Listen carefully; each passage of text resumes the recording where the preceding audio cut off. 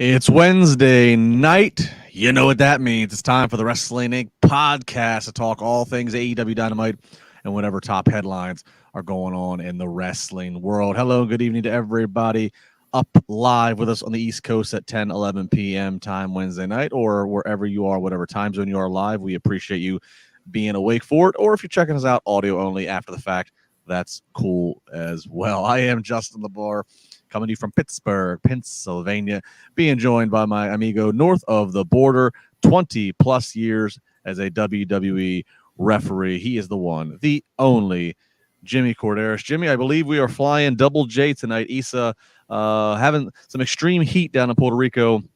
The electricity and internet wreaking havoc. So she's taking the night off. It is just you and I, one-on-one with the great one. How are you tonight?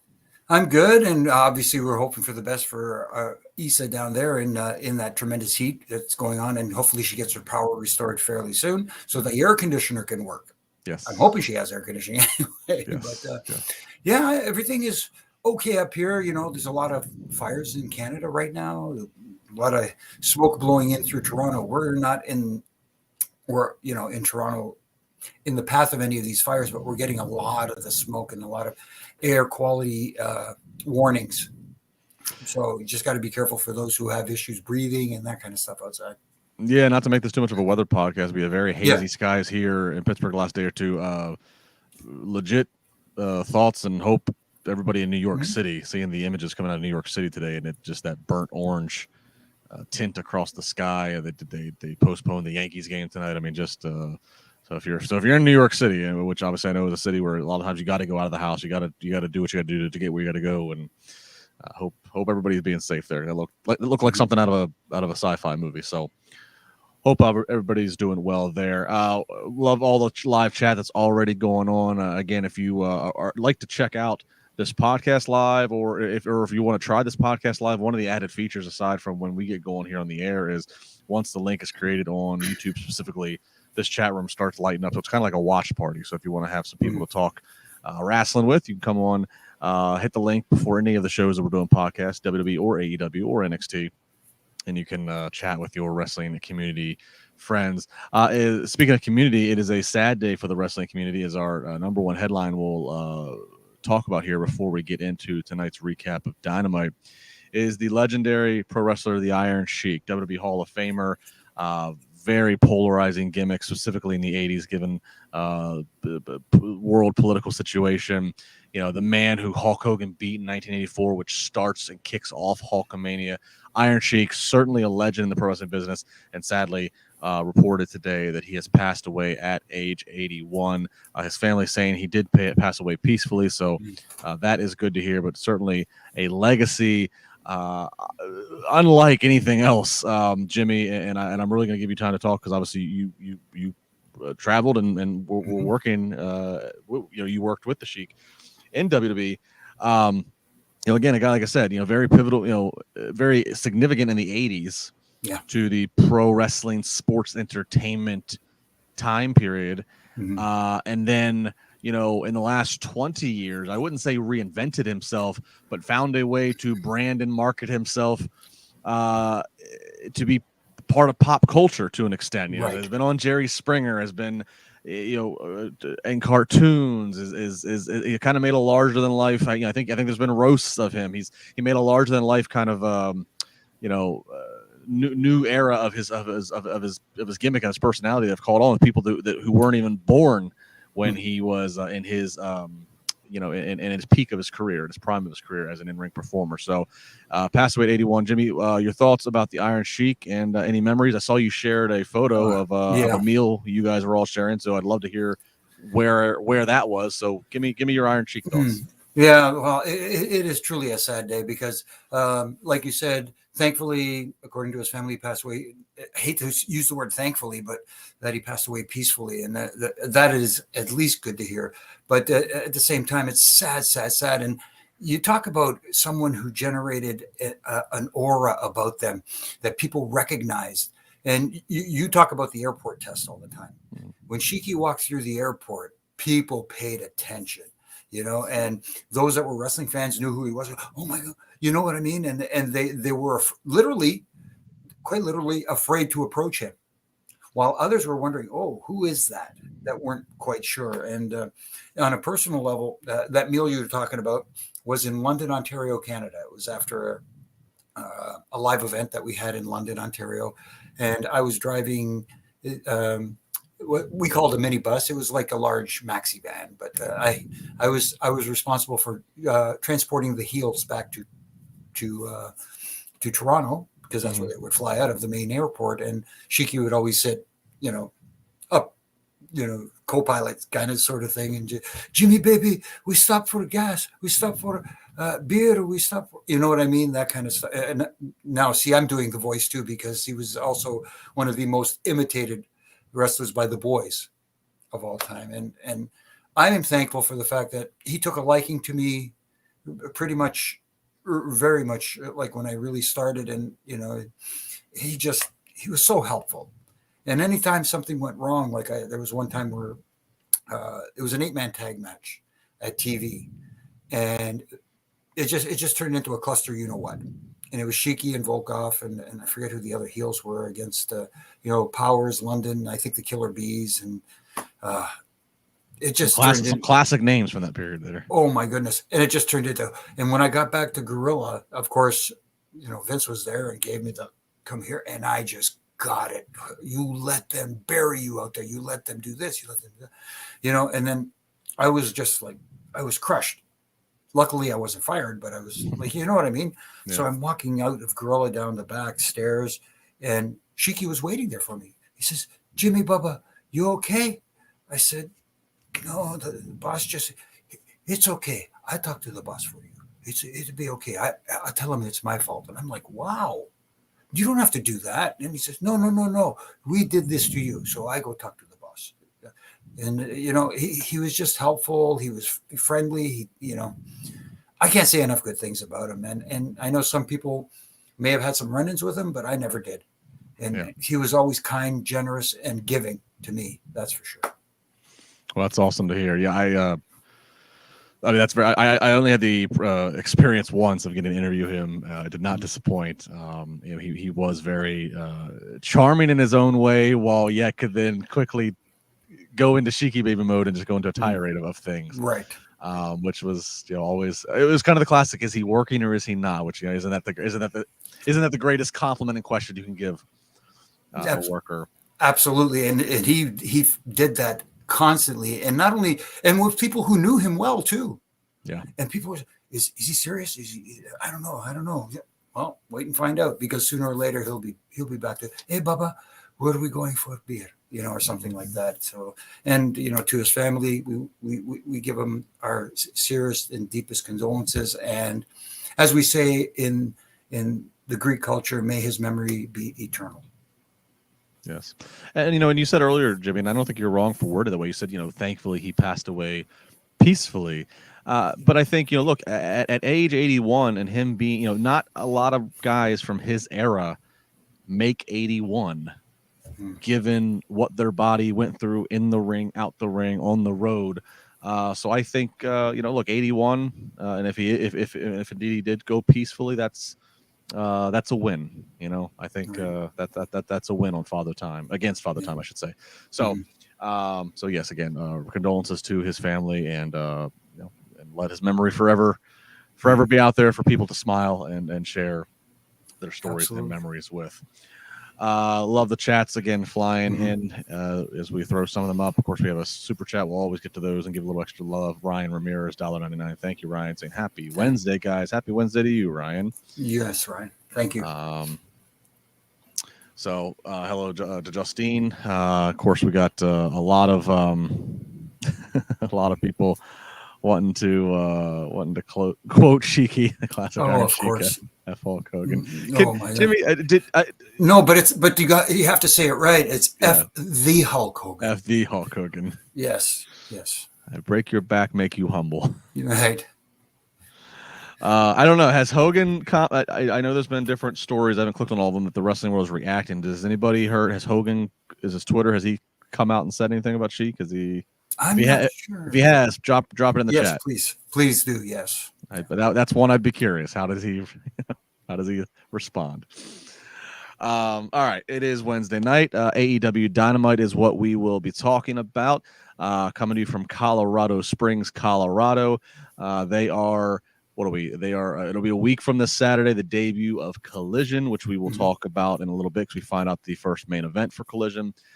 We are 2 weeks away from this Saturday. It's 2 weeks from Forbidden Door. They give us some matches with that. And, of course, let's not forget as they cap the summer off on August 27th with their big show in Wembley, where we'll try to see what's going to lead for that show. As they got a lot going on. But we kick off Dynamite with who else? Your international champion, Orange Cassidy. And he goes up against Swerve Strickland. Swerve's got the embassy out there. And, Jimmy, the story is Orange does have his right fist taped up. And he's not able to get all of the orange punch. He at one point even hits the orange punch, hits his beach break. There we go. But even after all that, he can't hit it all, and it's 1-2. It's a false finish. He ultimately ends up wins with a roll up. And again, I tweeted about this. I made light of it. Of just come on. I mean, we saw some tornado DDTs executed devastatingly. On the floor outside. On the floor outside. We see the orange punch, a beach break, but yet we go to the roll-up. And I understand some people like it's the story. He has his fist taped. He didn't get all the punch. He had to go by any means necessary. I understand. And maybe even this situation, that would make the roll-up a little bit more justified because there is that story of the punch. But it doesn't stand out because we've seen far too much of it on both shows, AEW and WWE. So roll-up OC retains, but again, was just retained, but at what cost? Exactly. And don't get me wrong, a lot of the stuff they did was incredible. At first, it didn't feel like they were clicking together a little bit at the beginning, but then they started to get into a bit of a groove, and then they started to take their time. They were given plenty of time for this match, and they started taking their time, and they were going through the match, and they were getting the crowd involved, and they were getting into it. And OC is very over with the AEW audience, and it was working.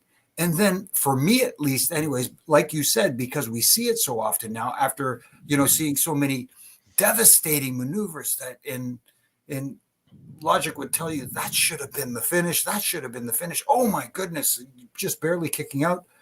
The finish is a roll-up.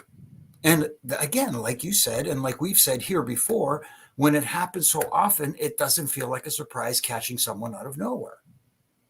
And it to me, it made me go, ooh, oh.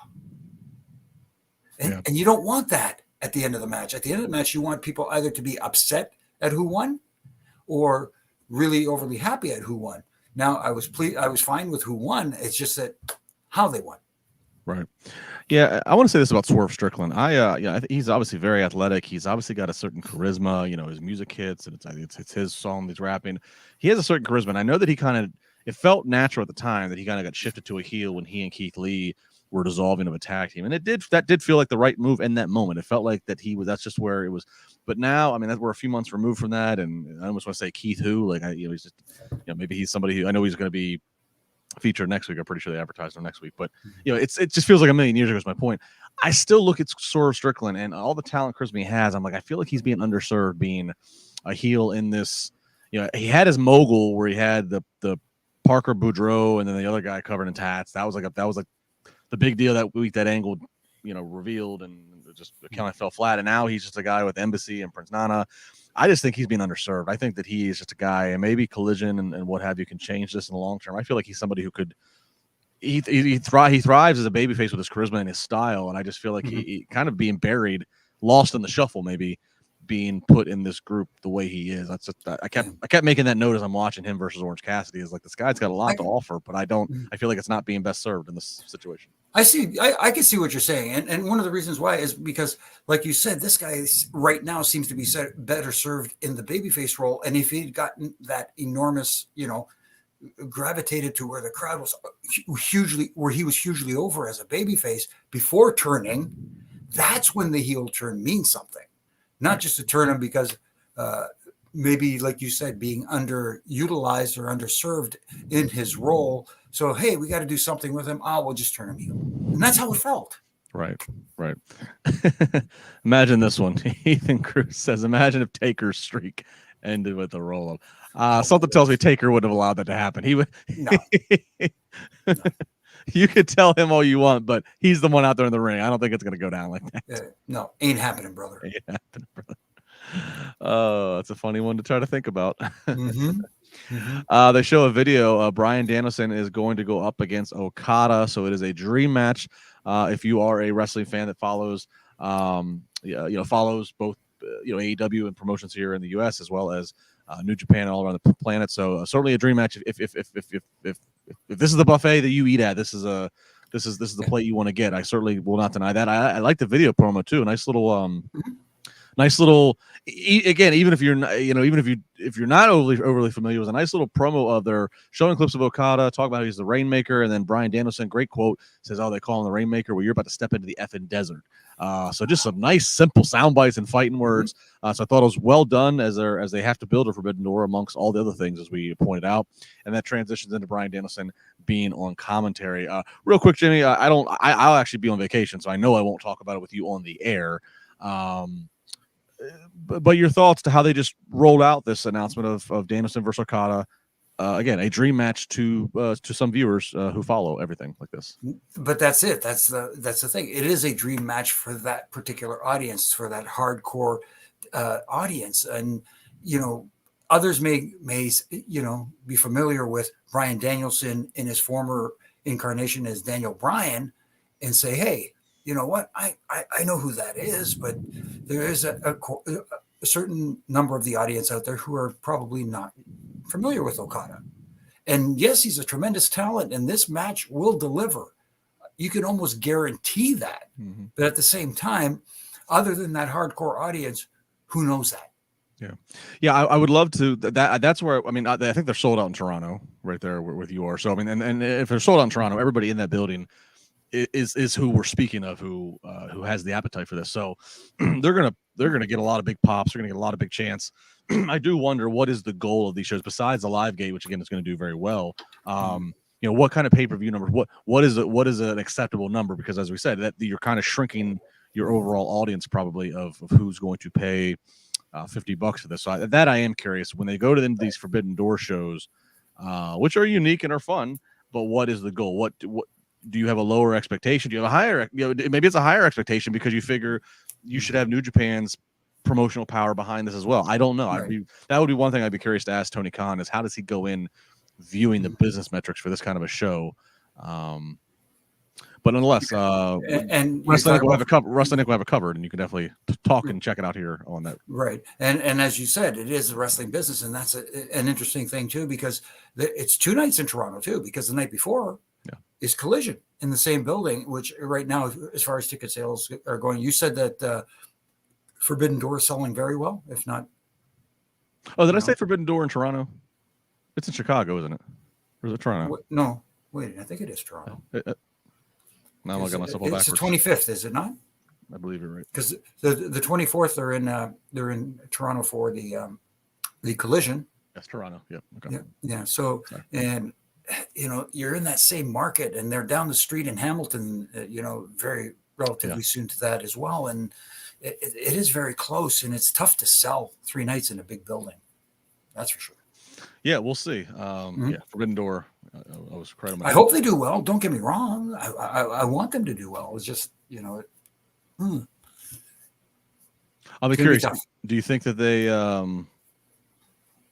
segue CM Punk somehow into the Forbidden Door show, or do you think it would be too quick to try to pull that off because he's just going to be redebuting a week prior? I guess you could. Or do you even need to? The only thing I could say for Forbidden Door, I don't think you need to, but the Collision is the night before. Yeah. So if he's there, why not use him in some form or fashion? Yeah. What was this one here? King Kia 864 saying, in all seriousness, how forbidden is it when New Japan and other wrestlers show up all the time? Where's the story? Why is this happening? Well, I mean, I think the holy crap factor has worn off a little bit because we've seen obviously now several years worth of crossover and partnership exchange between AEW and New Japan. But I think the gimmick that they, the term that that Tony Khan and AEW has coined is still valid. As Forbidden Door, just meaning, we're seeing just talents from other companies, not AEW, on this show. Right. So it's a nice little gimmick that they've created, and it's a phrase everybody in the wrestling community knows. You say Forbidden Door, that it means the crossing of boundaries. Even if you're speaking sarcastically, saying, "Oh, MJF's going to walk through the Forbidden Door to WWE," everybody knows that that term in wrestling lingo now. So right, exactly. It's just a label for their pay-per-view. Yep. Or they don't call it a premium live event, do they? Yeah, they're still pay-per-view. Yeah, they're still pay-per-view. Dylan saying tickets just distributed for Forbidden Door so far, almost 13,000. So that's a great distributed. But when they say distributed, I don't know. Well, yeah, I mean there might be a discrepancy of out of 13,000, how much of that is paid, how much of that is not. But right. We'll see. Just curious about the wording. That's all. Sure. All right, so Brian Dennison, as we said, out there at the commentary desk while he's watching his Blackpool Combat Club brothers going up against Chaos. That's Rocky Romero, Trent Beretta, and Chuck Taylor. Moxley's going to hit the win here with a rear naked choke. Simultaneously, we got Wheeler Yuta just pounding elbows to the side of Chuck Taylor's face. So the BCC looking dominant here, and of course, Dennison on the commentary pointing out all the flaws that Chaos had, from their lack of covers, for their type of covers, and of course putting over the BCC, who Blackpool Combat Club look dominant as ever. And just real quick, we go into a backstage with Hangman and the Bucks challenging the Blackpool Combat Club next week in DC on Dynamite. DC, of course, was the location of the very first Dynamite back in the fall of 2019. So a lot of history there. And Brian Danielson, I believe, then it goes ahead and accepts it. So that's what we got already on tap, is more Hangman and the Bucks against the Blackpool Combat Club. Jimmy, are you still there for it, or are you ready for them to move on? Hopefully this is where it comes to some sort of an end, unless they do something really outside the box and blows my mind away. It makes me want to see more. But it's funny. They, like you said, they had a heck of a match. This trios match, a lot going on simultaneously. But I will give the Blackpool Combat Club, especially Claudio, credit, because there were a couple of times where he had to make the save after a certain maneuver. And that's how you get it done, instead of kicking out all the time, especially when you have multiple person matches. The only thing is, there was a lot of chaos going on and a lot to follow all at once. And even production had a hard time. They had to jump back to some replays to let you appreciate what's his face doing, I think, a moonsault off the top, and Claudio cutting him off with that European uppercut. Yeah, and they had and he had Mox in that armbar submission, and they missed the whole transition into Mox putting his submission hold on. Yes, into the reverse bulldog. Yeah, and so that's a production thing. That where they need to be aware of what's going on. So it's a communication factor. It's a communication between the agent, whoever the agent is for the match, to go to the person who's in charge of in the truck and say, "Hey, look, when this happens, we need to go to the ring because this is what's going to happen." So communication, but also to the talent. Like, if there's 6 of you out there, like, use your head. If you got Moxley in the center of the ring, and looking like, oh my God, Moxley's on his back in a submission, that's a huge deal, and he's getting ready to transition out of it.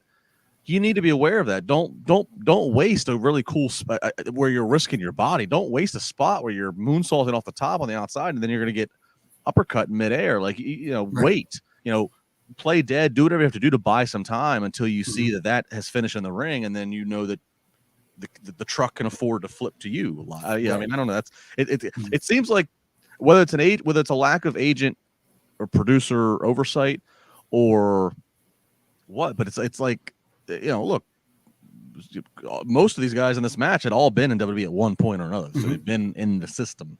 Right. So it's like, I don't know. How do you not still apply that same kind of preparation?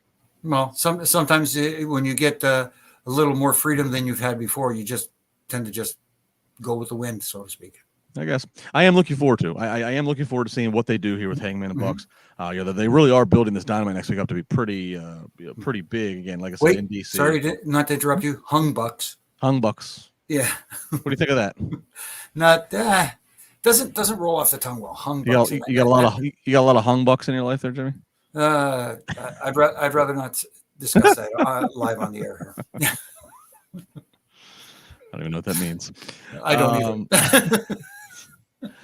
But no, I am looking forward to this. They got a lot they're building up to this in the show next week, more that we will touch on here in a second. But yeah, so Hung Bucks and the BCC next week on Dynamite. All right, maybe the headline grabber of the night, and how often is this the case? MJF comes to the ring contractually obligated to be in the crapshoot of Colorado, where he says nothing but drug addicts smoking their brains away.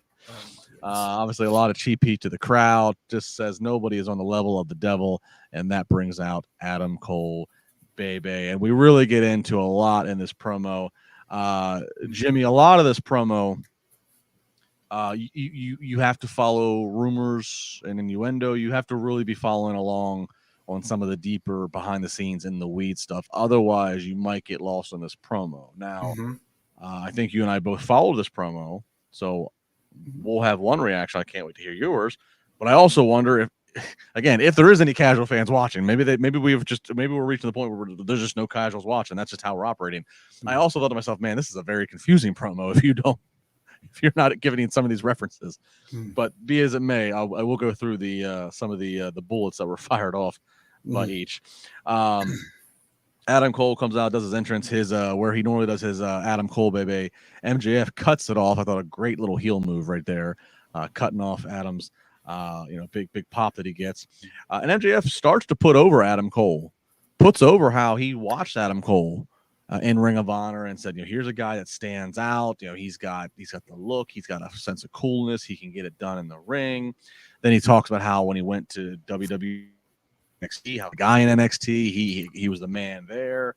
But then he comes here to AEW, which he always figured Adam Cole would, but it's just not the same. He doesn't have that body, he doesn't have that fire, he doesn't have that look. He references the rumor about when he was in WWE that Vince McMahon didn't view Adam Cole as top guy material, which was a rumor that was out there around Adam's departure. And also one of the rumors was, and whether it was true or not, but they leaned into it, was that there was a rumor of a creative pitch that Adam Cole should be Keith Lee's manager on the main roster in WWE. And MJF fired off some of those shots at Adam Cole, to which Cole responds and says, you just can't touch my body of work. And if you want to talk about work and putting in the time, let's go back and each piss in a cup and let's see who comes back more natural. Taking a shot that MJF might be on some gas. Keep that in mind for a second. He tells MJF that nobody in that locker room respects him, not one guy or one girl. And after all the poking and prodding he does at MJF, he gets MJF raged up enough, maybe roided up enough, and gets into Adam Cole's face. And MJF says, I will fight you and I will beat you any day of the week. And that's where they left at that point. Now, later on, they would announce that it's going to happen apparently next Wednesday. Right. On this major Dynamite. For a second there, when he worded any day of the week, I said, oh, is this our main event for the first Collision? Any day of the week? Let's do Saturday. I kind of thought that's where they were going, but no, they're going to next week, Dynamite in DC, where it all started, Capital One Arena. So a lot to unpack, Jimmy. Go through how you see. I don't know. I don't even know where to begin. Obviously, the verbal barbs that were thrown, the jabs that were thrown were just, like you said, it catered to a specific audience. And yes, MJF is wonderful on the mic, but that's the thing. He caters to that one specific audience. And there's nothing wrong with catering to your audience for a lot of it. But at the same time, you have to let the others in as well who may be tuning in. And that's one of the things that kind of gets me. Just did I enjoy the barbs? Did I enjoy the shots? I did, because I got them. There may be some bit of that audience out there that's watching and going, oh, what did he mean by that? Wait. The Keith Lee comment is especially, that's the deepest one where you're like, what? Right. Yeah. Keith Lee's manager? Right. Yeah. It's just, like you said, some of the barbs were like real vital shots, but at the same time, and Adam Cole proved that he could hang on the mic with him as well. And we all knew that he could, and they can both go in the ring and put on a hell of a match. But this was a situation where I thought maybe this was a big enough story leading into a match with these two. And I was like you. I thought that possibly that would be the announcement for the main event at the first Collision, but we'll get to that in a little bit. But I thought maybe this segment, a promo segment like this, could have ended the show tonight. Yes. And maybe should have. And we'll talk about that later too. There's always a big hindsight with how they format this and what they choose to put where. Real quick on this line, are you okay? Obviously, both guys, let's pull the curtain back a little bit. Both guys knew what was going to be said out there. You do what you do. You work. You make it. You work. Are you okay with the line? The insinuation of let's go both piss in a cup. Are you okay with it? Even if MJF is natural and he's in great shape, even if it is all natural, are you okay with even hinting at such? When you make assumptions like that, now you got people thinking, and in the wrestling world, perception is reality. Kind of like when MJF threw the barbs out there about ROH, and makes them feel their world champion is now making the ROH brand look inferior, right? And that's not a good look either. And when Adam Cole mentions the pissing in a cup, and let's both take a test and see which one of us is natural. Now, again, you're making an insinuation out there that hardcore wrestling fans would say, yeah, I knew it. I could tell it just from you know what I mean? Everybody thinks they know. Yeah. The reason I ask, that's just one that, and I'm going to go on the record first off, and by the way, and say, I don't, pro wrestlers, baseball players, I don't care if they're on steroids. I personally don't care. I care about their health. I'm not saying I want, but if it's their own choice, I don't care if Mark McGuire and Sammy Sosa were on steroids in the late 90s having a home run thing. I don't care if a pro wrestler feels that if they want to do that to get an extra enhancement of their image to pass that airport test. So let me just throw that out there. I'm not, but I also know that obviously performance enhancing drugs and steroids and everything are a very big topic these days and are a no-no by most regulations. So I just wonder, when you're in this situation, you're rolling out new TV and this and that, like, is it smart to even within the world of kayfabe to even insinuate that a performer might be on such? That caught my attention. Funny. No, yeah, the rumors and innuendo. It's not good. It's not a good look. And even if it was, like you say, sports entertainment, it was just a line to throw out there to get that pop. Yeah, there's still that section of the audience out there that's going to go, And then you got to think, what are the executives thinking? Does he know something? Right. All right. So let's talk about this because there's still more to unpack with this. So they announced later that these two are going to take on each other next week on Dynamite. I believe it is for the title. Again, chat, help me out. I'm taking notes. I'm doing a lot of things. I believe it's for the title. If it's not, that changes things, but they're taking on each other next week. Did not expect it to be that quick of a turnaround. Quite frankly, I thought, again, aside from in my moment of, this is going to be Collision's main event when MJF words it as any day of the week. Right.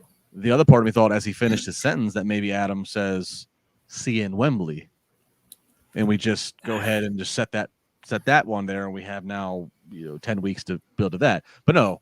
We don't. We get an announcement later tonight that's going to be next Wednesday.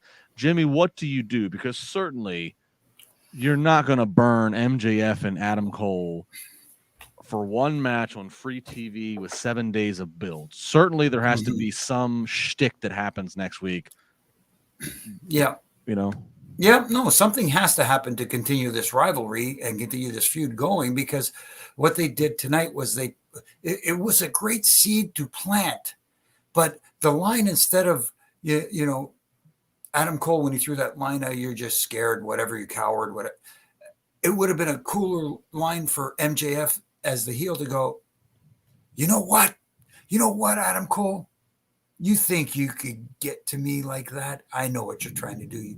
You need to earn this title opportunity. Well, something along those lines. Yeah, well, I agree with you that I'm just surprised they're turning around and just advertising this match 7 days later. That's why I think there has to be some kind of there has to be a shtick. But I will say this: I don't know if I want to get on the path of what you're getting ready to do, because I feel like that's every match for MJF is he puts his opponent through some gauntlet for 2 months of. So I don't necessarily want that. So that's why I'm a little surprised that they're doing it this way. But again, I just can't imagine they're going to give us a straight 15-minute match next week. I got to think. whether he attacks Adam Cole backstage, whether he does something to Britt, or I don't know. You know, shenanigans. There will be shenanigans. There will be shenanigans. Yes, there will be shenanigans. So yeah, MJF and Adam Cole, and look, I'm happy. This is I've been saying to you for weeks. I think you agreed. Adam Cole was the guy that I most believe could take the title off of MJF, but I just don't see it happening quite this soon. Yes, unless Tony Khan is determined to not have MJF as champion by a certain date, if in fact MJF's future with the company is ticking. That would be, I guess, the only other thing that we don't know. So. No. Lot to look at there. Some factors in play here that we don't know right now. Very much. But it shouldn't be lost. We said it earlier. I kind of glossed over it that he noted about how Vince McMahon didn't find Adam Cole the top guy, but blatantly, verbatim said Vince McMahon's name, which I know got headlines on in its own right. Which is what was the line he used? He called him a oh my goodness, I have it right here. Oh, a toxic social media troll. Adam Cole called MJF that, yes. Yes. So tremendous. I know when MJF talking about Vince McMahon saying how he loves that guy. Yeah. He loves that guy.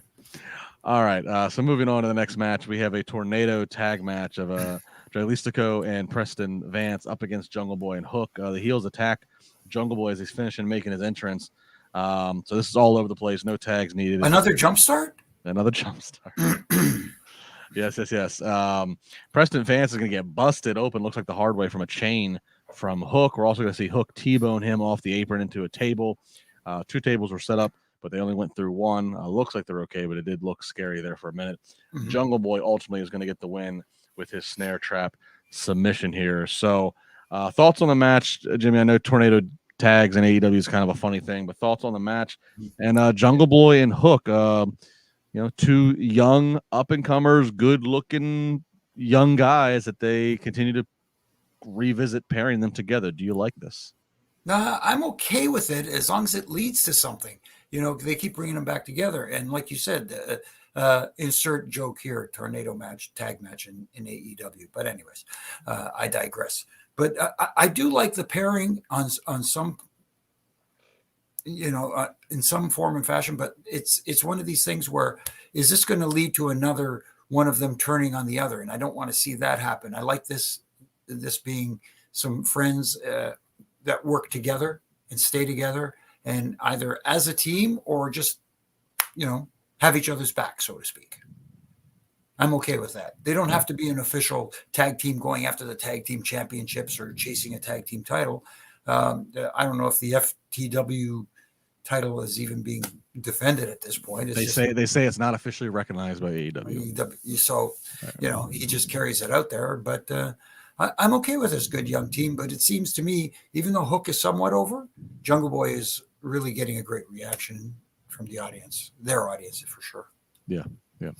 Real quick, going back to Adam Cole and MJF. So it was labeled as an title eliminator match, which basically is their words for a number 1 contendership.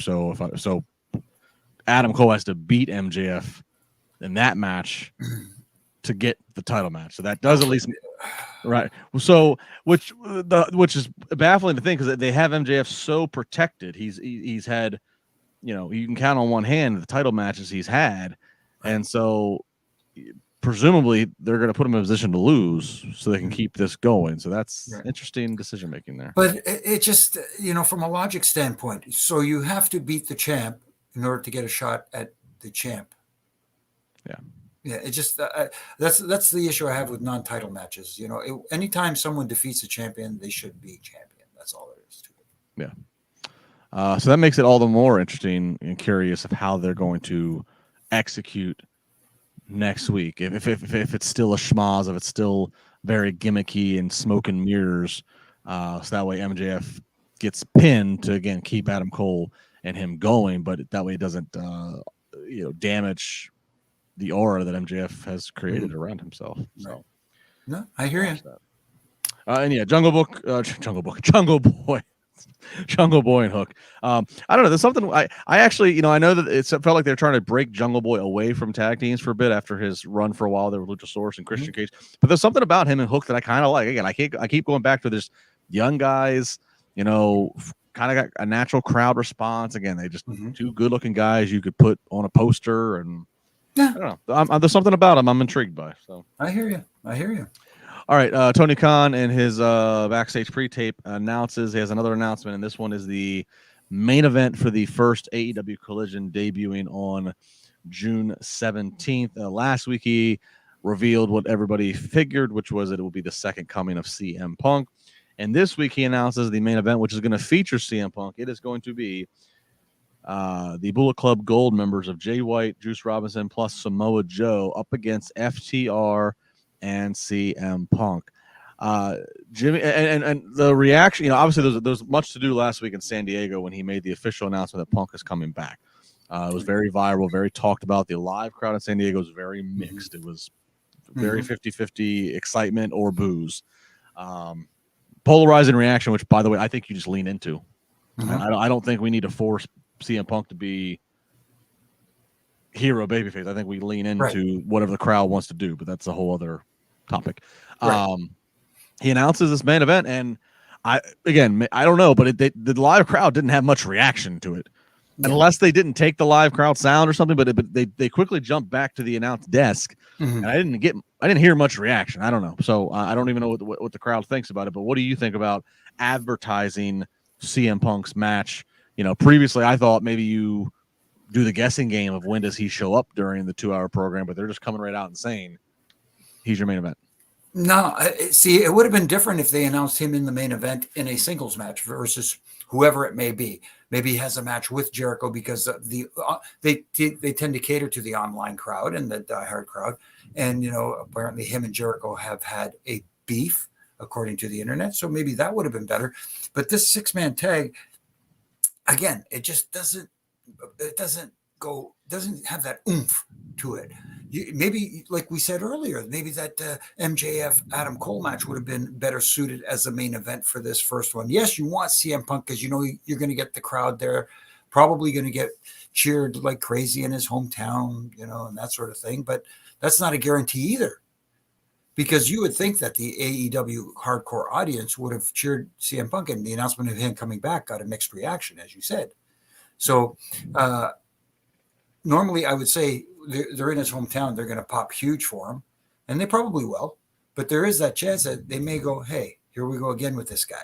He's making us look bad. He's making our city look bad. Yeah. I don't know. It doesn't have the oomph to it. It doesn't have the gravitas. Well, I'll get to that. You're right. It doesn't have the gravitas. I was okay with him announcing him last week because I said this one Busted Open. You can make money a lot quicker from what you advertise versus what you don't. So I understood advertising he's going to be part of Collision. I'm fine with that. I don't think you need to do what you did for Rampage 2 years ago and just let it be the worst kept secret.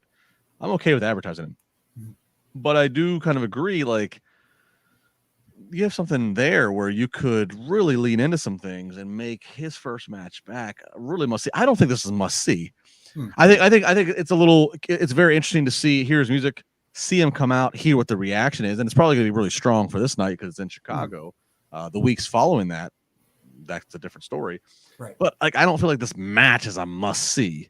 And I know more hardcore fans that are especially fans of Punk's gonna be in the ring with Samoa Joe, and they haven't been in the ring since whatever Ring of Honor or whatever.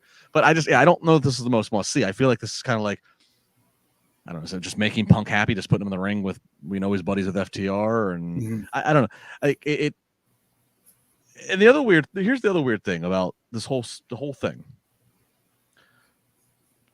Tony Khan announces it's the second coming to CM Punk. He's returning. There was never ever a word of why he's been gone. Now he's been injured. Legitimately, he's been injured.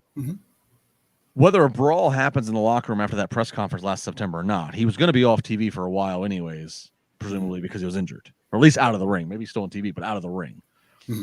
They never even explained.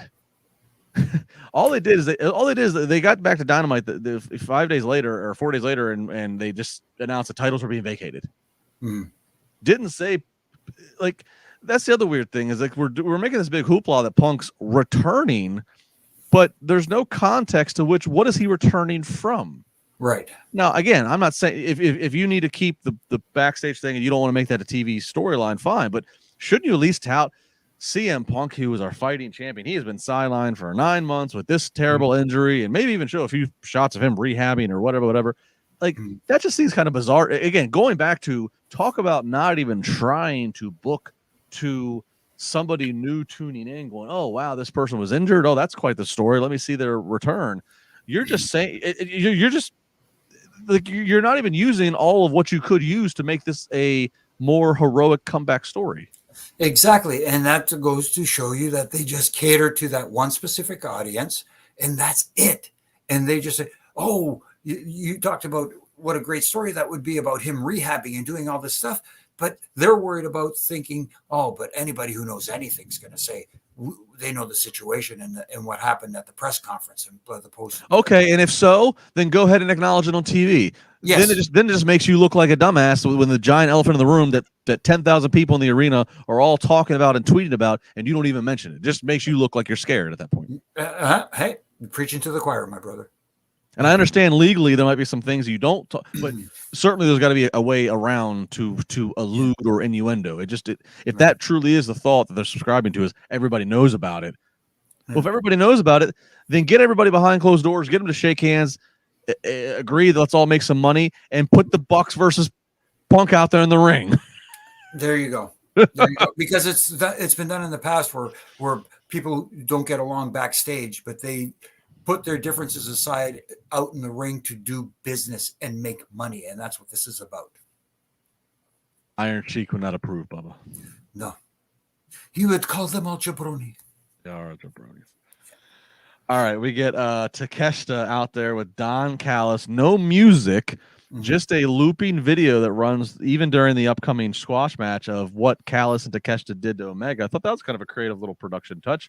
Up against the local talent Damon Ace. Takeshita is going to win with the knee strike, and then Don Callis cut the promo afterwards on Omega. Major heat on Callis and Takeshita. Jimmy, this might have been the biggest heat reaction of the night. Yeah, was to Don Callis and Takeshita, and obviously a lot of it on Callis. He's cutting the promo predominantly. Takeshita did say a few words, but this is a pretty good start for Takeshita's heel run, I would say.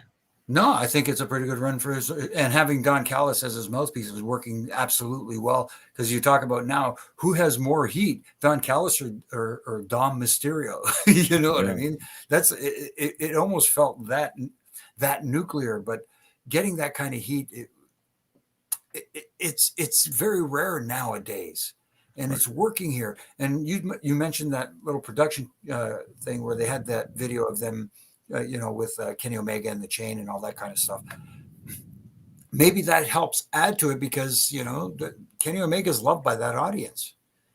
He's one of their all-time favorites. So having that loop constantly through the and during the it was playing during the match, was it not? During the match, yeah. And you would think that it would be a bit of a distraction, because you'd say, why would you put something on the screen while the match is going on? Because you want the focus to be on the ring, which I didn't see a lot of people turning away. At least I didn't notice it anyways. And every once in a while you'd see a camera shot where you can see it on the thing. But like for us watching on TV, it's not as much of a deal. But for those in the arena, I didn't see a lot of people turning their heads, even though every once in a while you'd see somebody go, oh, what's that?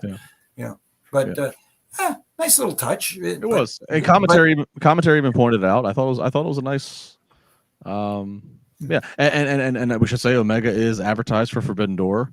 It's going to be him versus Will Ospreay, IWGP title on the line, and I maybe they just do a straight match, but I would think this is what an opportunity for Takeshita and Don Callis to make their presence felt. Let's put it that way, yes. and maybe the IWGP United States title ends up going back to one Will Ospreay, thanks to the evil genius Don Callis and Takeshita.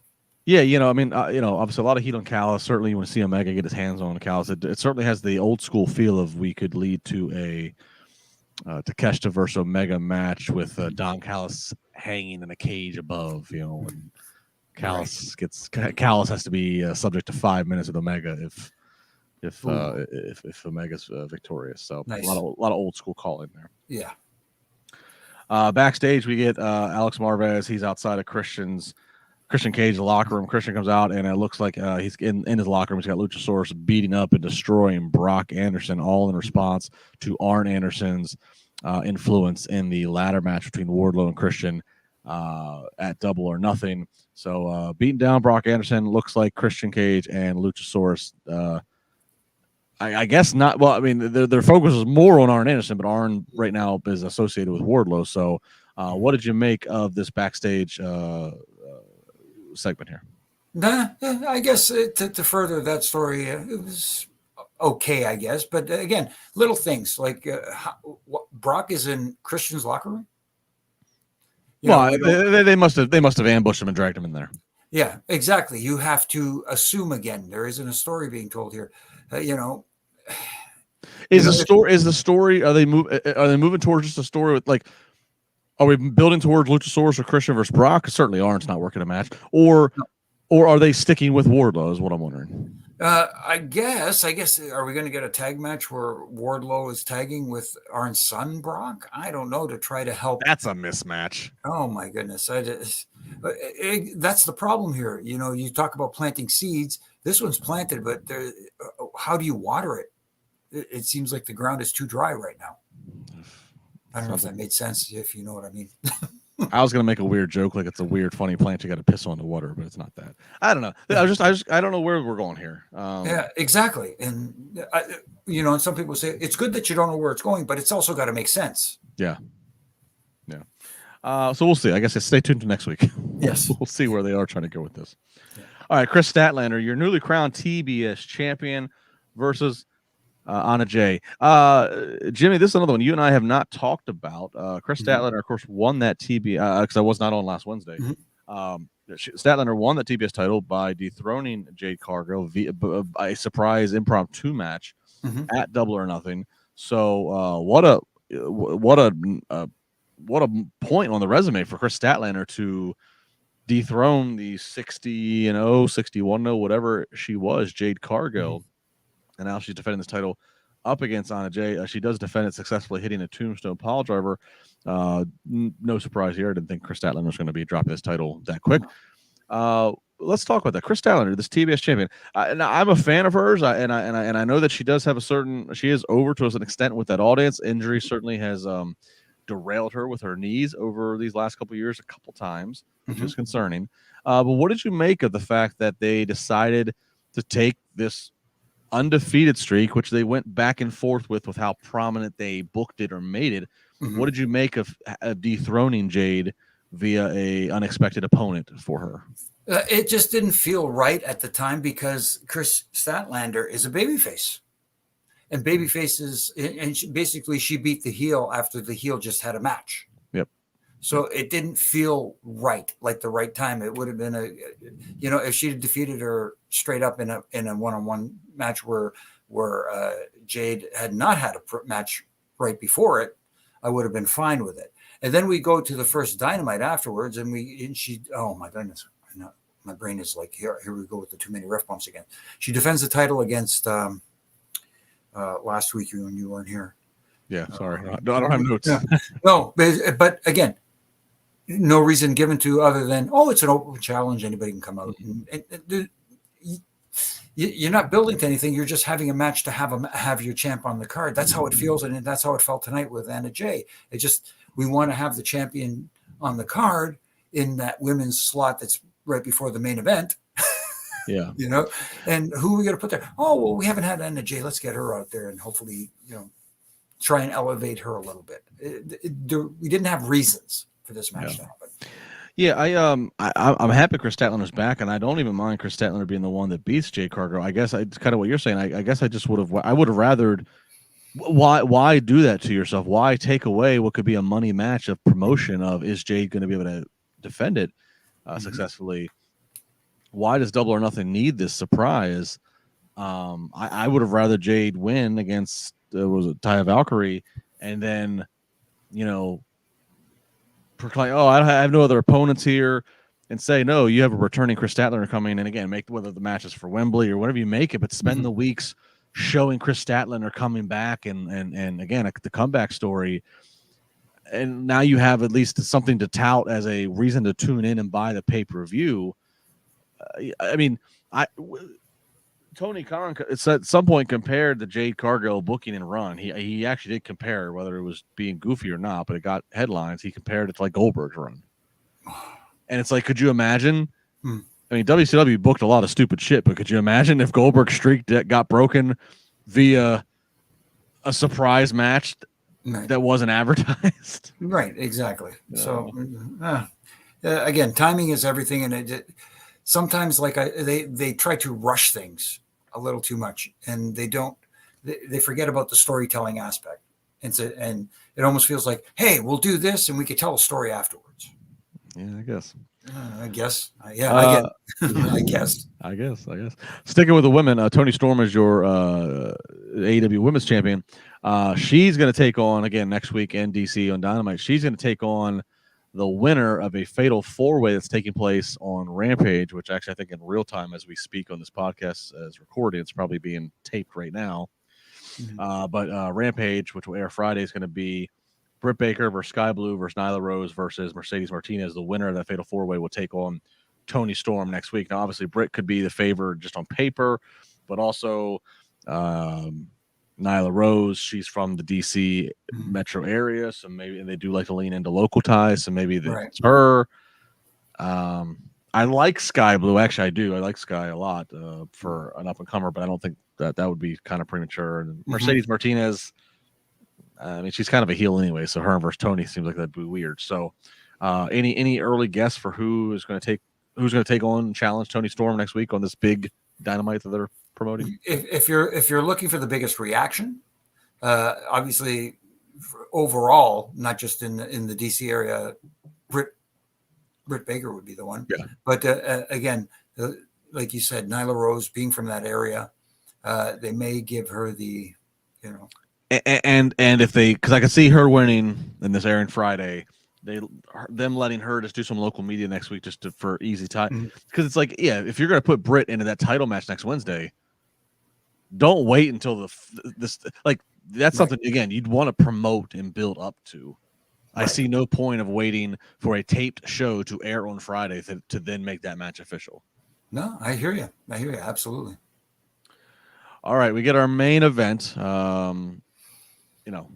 Main event is where they put it here. It is Ricky Starks versus Jay White. Now, these guys have had a story over the recent weeks and months. Jay White and Bullet Club Gold. Now, Juice Robinson, as well as FTR, all are banned that are having issues. So they're all banned from ringside. So we get another hot start. This one starts in the aisleway before the bell even rings. Is that the third time or the fourth time tonight? I think it was third. I think third. That was they all picked in a hat. That was the theme they went for. Okay.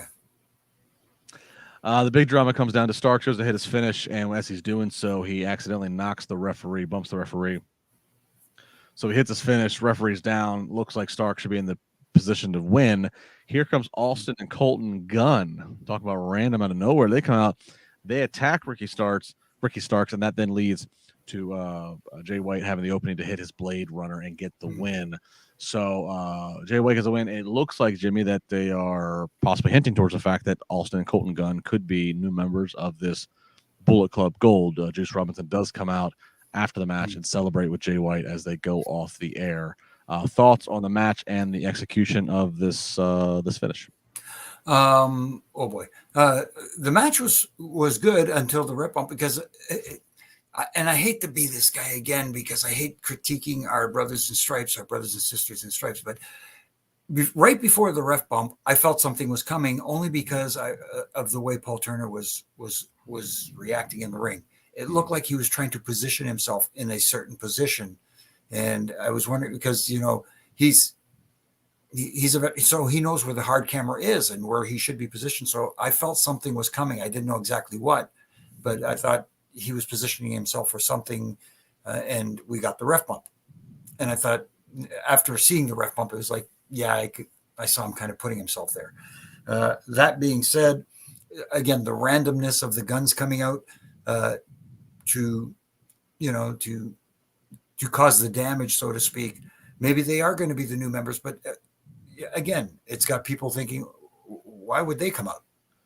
I don't know. It just didn't feel like the execution got the crowd into, like, usually when you have a heel doing something like that, sorry to cut you off like that, but usually when you have a heel coming out and interfering and stuff like that, you get that reaction like, oh, come on.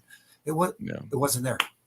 Well, so again, then we have the privilege to armchair book. Mm-hmm. And at least for as long as they keep having Rampage as a show, they do Dynamite Live, and then they go and they tape Rampage. And I bring that up because that while it actually is it's a lot of content for the audience to sit through, it does give you the luxury of you can end your Dynamite on something that wouldn't be what you'd end a live event with. It wouldn't be the last thing you want the audience to have, but it can be the most story climactic thing to have a Dynamite, and then you can then give them some feel good stuff when you bring out the Rampage matches. Meaning, and you kind of alluded to earlier, they could have ended with Adam Cole and MJF's promo. And while yes, that wouldn't have been the most big explosion, oh surprise, the guns are but like it would have been something that would have been like pretty good to go off the air with, like, oh my god, MJF just said yes, here's my next opponent. We go off the air with that. And then you have a few more matches for Rampage and whatever else, dark matches, so that so the live crowd can get their feel good, cheer good, go home moments. What I guess here's what feels out of place. First off, I don't actually mind the Young Guns, Colton and Austin joining Bullet Club. I don't necessarily mind that. What's weird to me is actually the timing of everything, because we announced tonight that they're building to as the main event for Collision, being the current Bullet Club Gold of Jay White and Juice plus Samoa Joe up against FTR and Punk. So it's like, it just seemed kind of interesting to throw the guns in this. It almost felt like, and you and I usually are pretty picky about stop throwing too much crap after each match. Don't do 20 pounds and 10. Right. But this is actually a situation where maybe if they would have allotted the time for it, it might have been interesting to have ref bump, whatever, Jay White wins, and then out comes Juice Robinson after the fact, and he helps put the boots to Ricky, and they're standing tall and this and that. And then here comes FTR, and they battle FTR, and then, here comes Joe. And then finally, because the heels have that one outnumbered person, Joe and Bullet Club all stand tall because, yes, Punk's not back yet, but he's coming. And it kind of builds that anticipation for Punk. I actually thought that would have been the way to kind of play off of the big announcement tonight is do that, set the stage for that, and set the stage for, Punk needs to get back. But so it's almost like the one time when they don't do a bunch of crap after the match. I thought they should have done more crap after the match. So I hear you. Look, I got a present for you. It's called a pencil. Oh, thank you. Yeah. It feels like you said, it just let's get through this. Let's get it done. And I get you want to end the TV with a certain thing, and then you have your live audience that you have to deal with, but you got a TV audience at home. Like right now, this is a television driven business as of right now. So you have to have them wanting to see more, wanting to tune in next time to see what's happening. I didn't feel that at the end of this. Yeah. It was, I don't know. That just kind of baffled me that they made the announcement and they put these players in the main event for tonight, 10 days out of this Collision, and then that's what we got in it. So I don't know. But a lot of things to debate and digest, and that is what it is. So that's what it's all about. All right, so that was AEW Dynamite tonight. Again, next week they are back in DC where they kicked it all off, Capital One Arena. So there'll be a lot to talk about next week as regards to that. And then, of course, we get closer and closer to Collision with CM Punk's second coming. And what a ride this should be. Jimmy, any final thoughts on tonight's show and cheap plugs? No, I thought it had some good moments. It's just, again, it's the little things that they have to tighten the screws on, and they try to,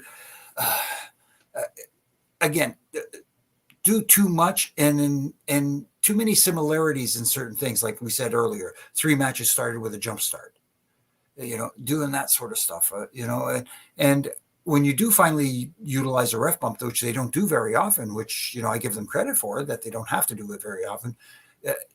For me, it was a dead giveaway that something was happening there. Do it in a way where you do the ref distractions or something like that, where the heat doesn't go to the ref.